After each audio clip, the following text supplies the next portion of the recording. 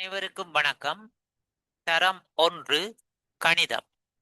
3 நிறங்களாலான பொருட்தொகுதியை வேறாக்கிய விதத்தை விவரித்தவாறு நிறத்துக்கு அமைய குவியல்களாக ஆக்குவர். இங்கே 3 நிறங்கள் தரப்பட்டுள்ளன. அவை நீலம், பச்சை, சிவப்பு.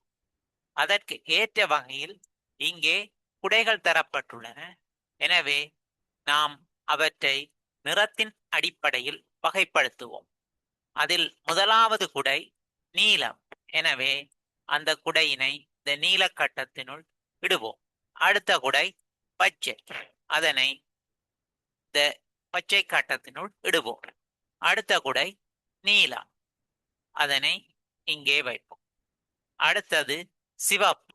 அதனை சிவப்பு கட்டத்தினுள் வைப்போம். அடுத்தது பச்சை. அதனை இந்த பச்சை கட்டத்தினுள் இடுவோம்.